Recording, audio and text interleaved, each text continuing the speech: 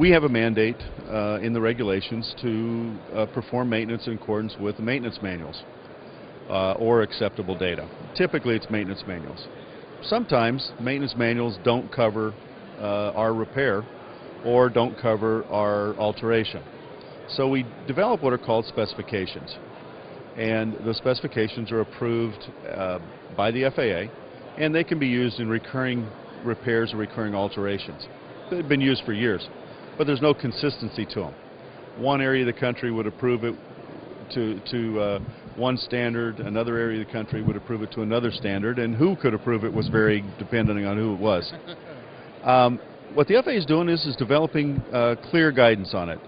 Right now, the repair specifications is out for comment. It's an FAA order, an AC.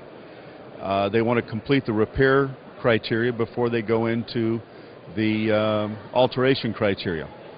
So it's a good thing in that we'll get standardization out of it, but they really have ratcheted up the bar on this one a little bit. And it's something that if the repair station utilizes this technology and utilizes this tool, they want to make sure that tool's cut right. And so I would offer that they need to check onto the FAA's website at faa.gov and look for advisory circulars and orders that are out for comment, and read it and make comment on it, especially DERs, because both these are going to be really tied to the DER and the capabilities of the DER. What's happening with the status of the 147 ARAC? 147 ARAC is wrapped up. We finished our work about 6 months ago and submitted the comments into the FAA. An interesting rewrite to the 147 program. 147 is the standard for aviation maintenance schools, primarily A&P, and the criteria, the curriculum criteria had always been embedded in the appendices to 147.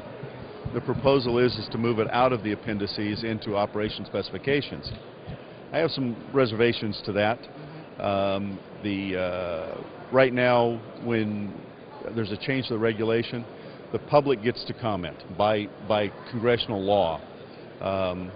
The proposal is to be able to move it to operation specifications.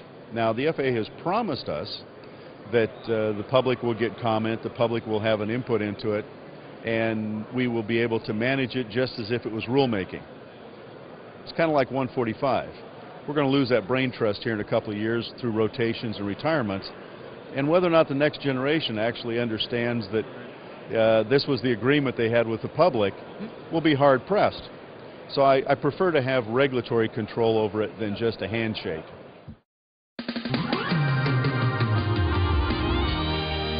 Sunny or cloudy,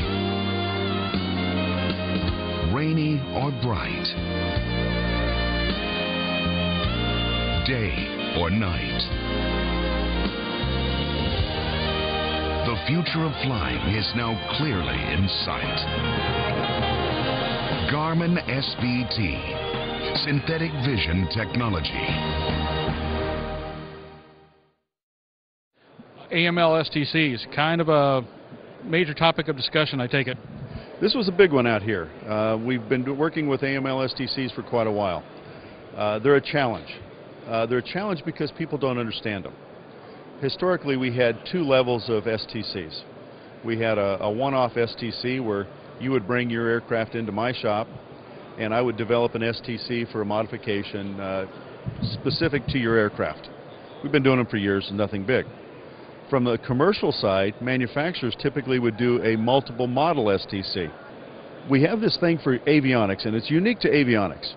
And we have what's called an AML, an approved model list. And what they've done is they've separated the applicability list from the text of the STC.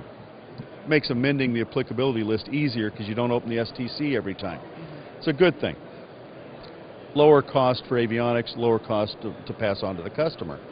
The challenge with that is that the AML-STC is written as a hybrid with the generality of a one-off STC and somewhere between that and the specificity of a multiple model STC. For the installer, what that means is that a lot of the burden is placed on the installer to make sure that they understand the interfaces, they understand the systems.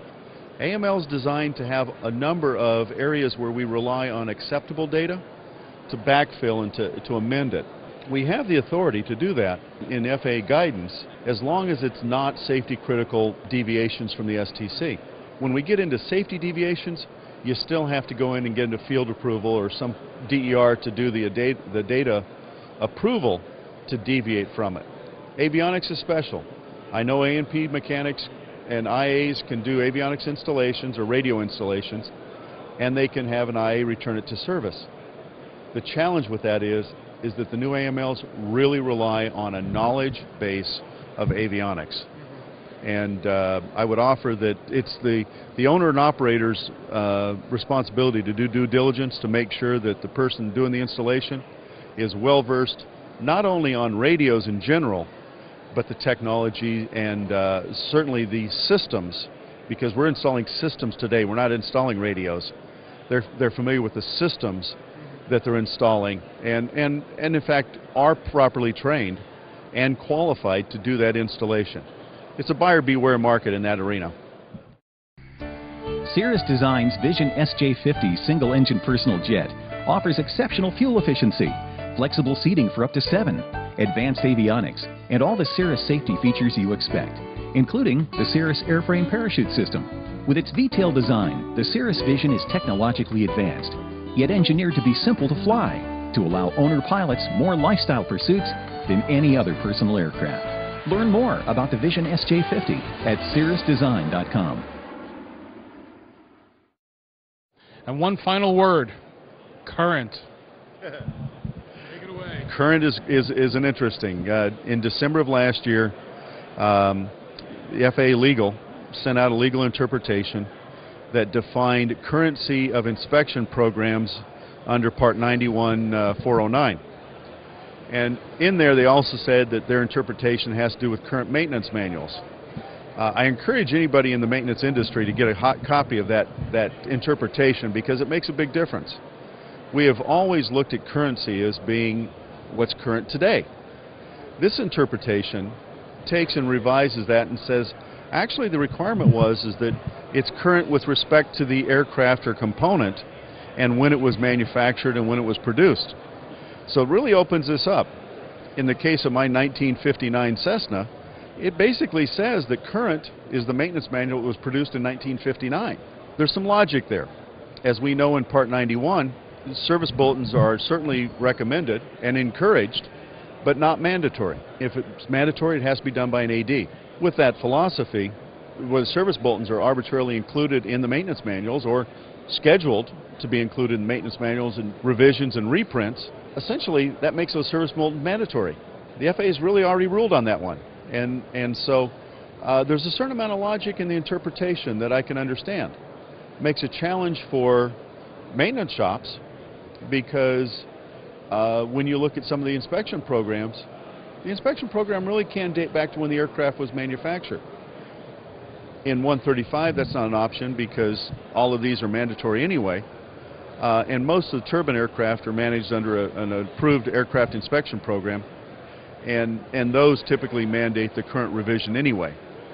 But for legacy aircraft, this could be a big change for us.